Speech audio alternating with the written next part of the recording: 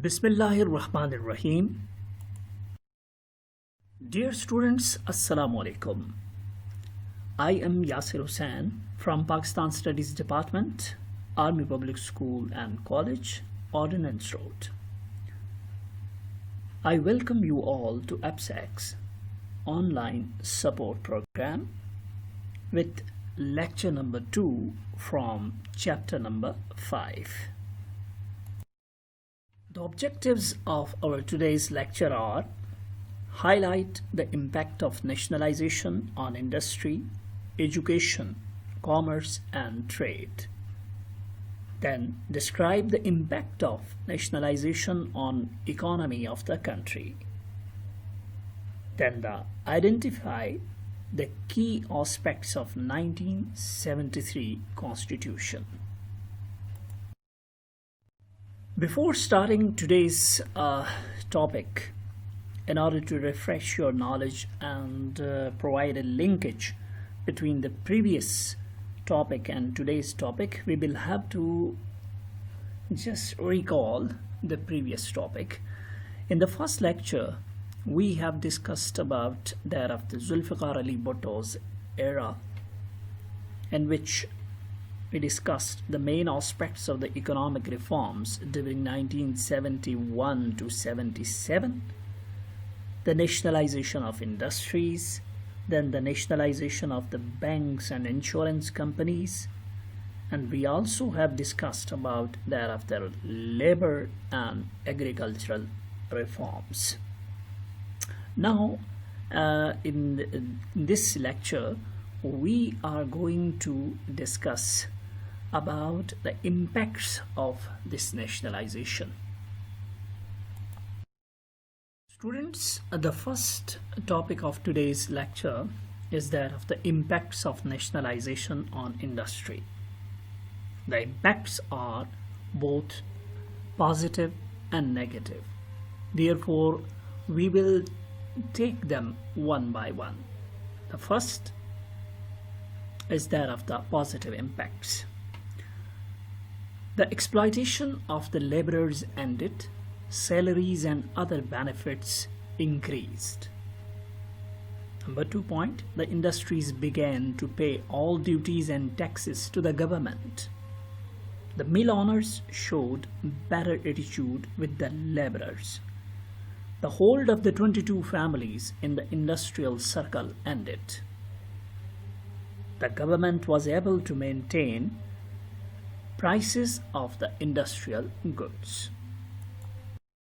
Students, you can see the details of these positive impacts of nationalization on industry on page number 8 of your book as well. As far as the negative impacts of nationalization on industry are concerned, the industrial development slowed down and government expenditures increased. The labor unions went on strikes, which affected the performance of the units. The speed of the work became slow gradually due to political appointments. Corruption was promoted in the country due to lack of responsibilities. Increased burden on the national treasury as well. Students, you can find the details of these negative impacts of nationalization on industry in your book, the same page, page number 8. The next topic is that of the impacts of nationalization on education. Again, it also has both positive and negative impacts. So first, we will have to look at the positive impacts. The financial benefits of the employees increased. Students were given special concessions in the transport fares, and scholarships were also increased to 4 times. Many medical, engineering, and professional universities were established. The training institutions for the school teachers were also established. The distance learning education system was started by establishing Allama Iqbal Open University at Islamabad. Find more details on page number 9 of your book regarding the positive impacts of nationalization on education. Now, the negative impacts of nationalization on education are: number one, the financial burden increased the difficulties of the government. The owners of the private institutions were unhappy.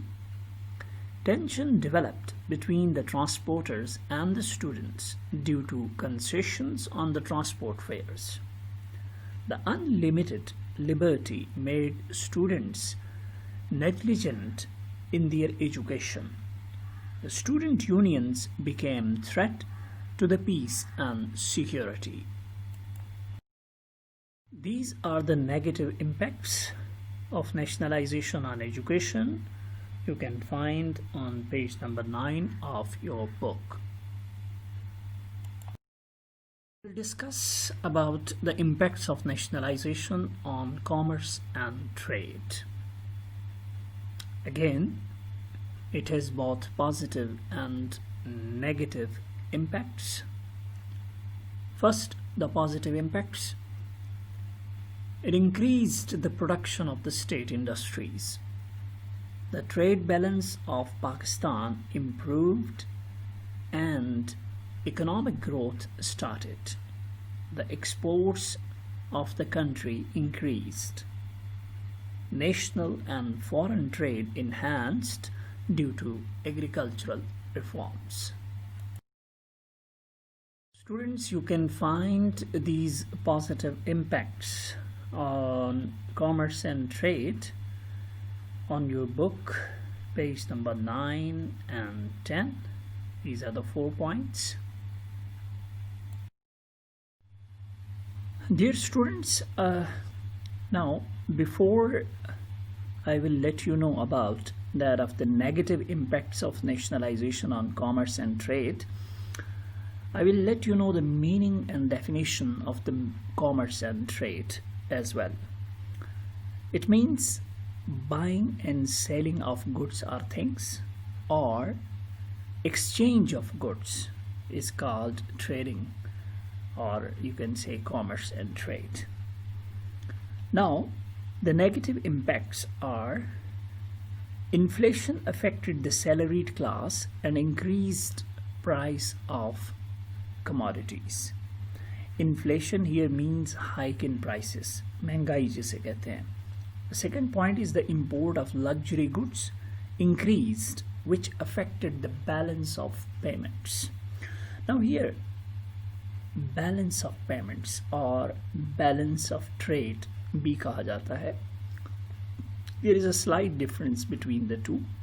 In balance of payments, all the things you are exporting and importing, and in return what you are getting included, plus that of the any person working abroad and he is sending money back to the country, that is known as the remittances. It also included.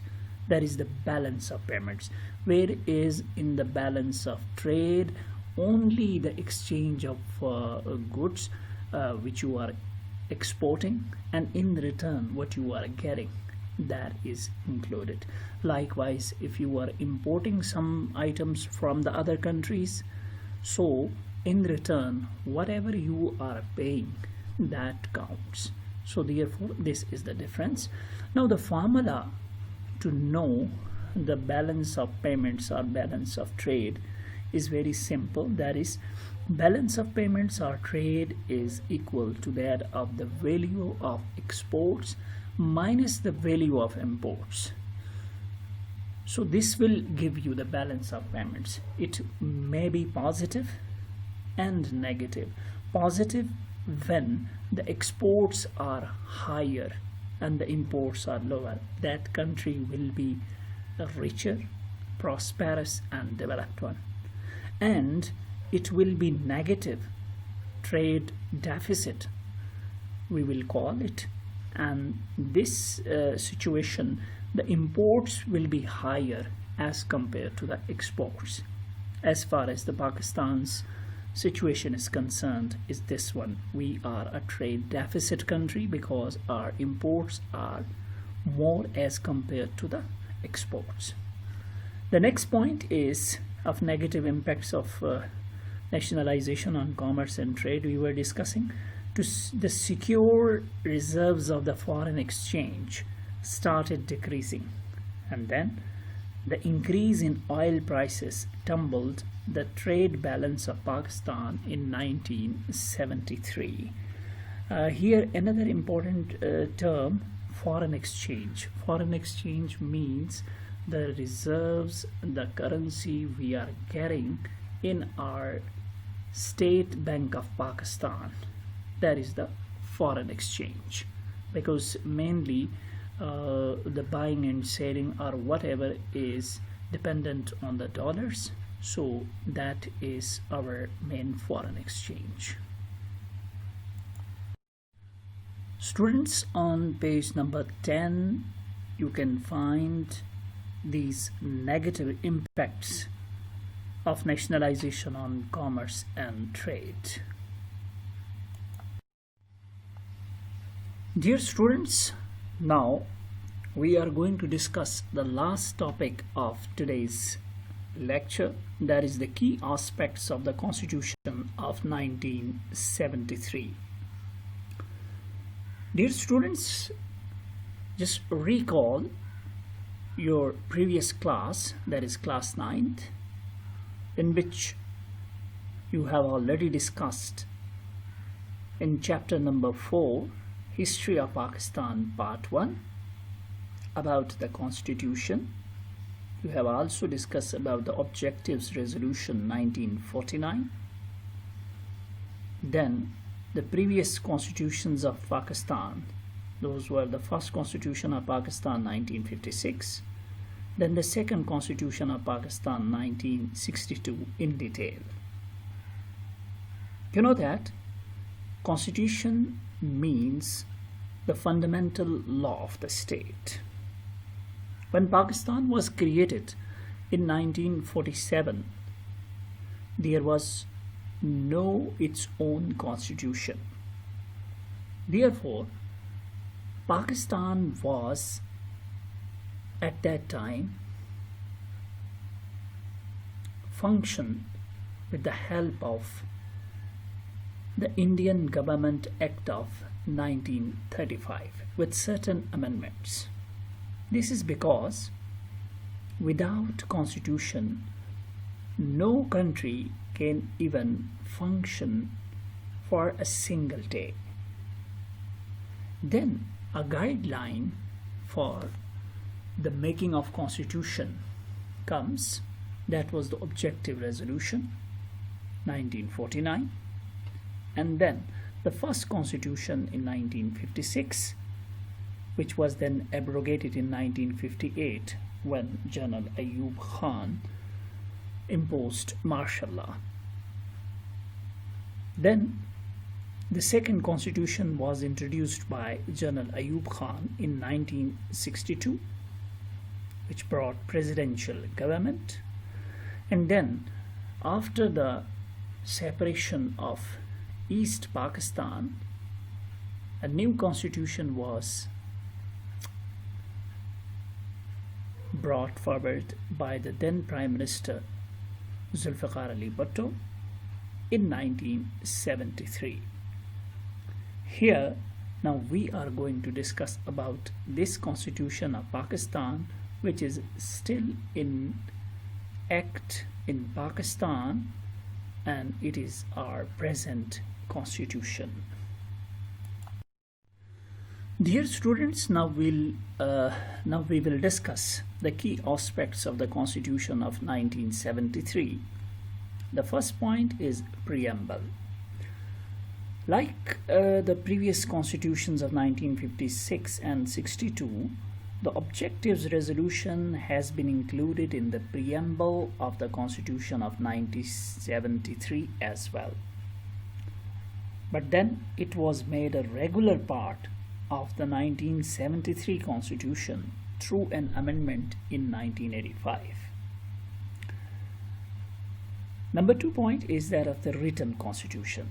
Our 1973 Constitution is a written constitutional book, comprises of 280 articles, 12 sections and 6 judicial records. The third point is the federal constitution.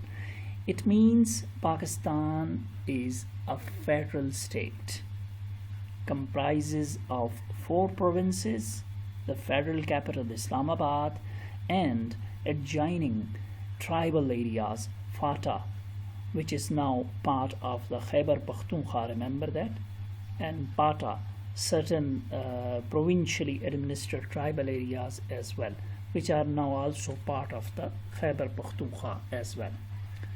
Then the next point is that of the semi-rigid constitution. It means the method of amendment in this constitution is neither too difficult nor too easy. A two-third majority of the parliament, that is the National Assembly and Senate, is required to make any amendment in the constitution. Dear students, here are the other key aspects of the Constitution of 1973. Number 5 is that of the national language. It is regarding Urdu as the national language, which it was declared. Then it was also declared the official language after 15 years. But unfortunately, this has not been possible so far.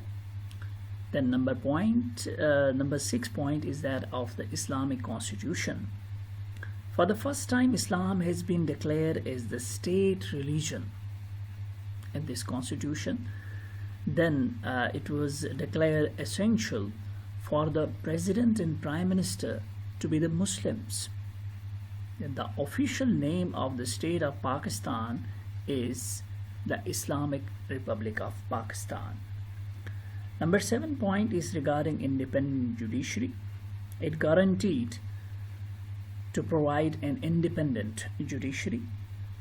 Then number 8 point is regarding that of the parliamentary system. According to this constitution, the National Assembly will have a tenure of 5 years. The parliamentary form of government was implemented. The head of the country is the president, and the prime minister is the head of the government.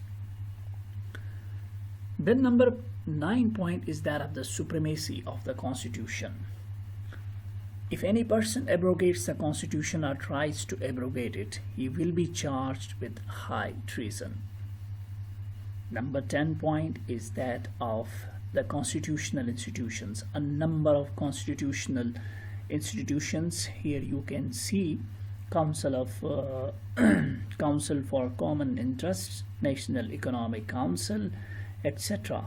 were established, and these institutions work within their limits.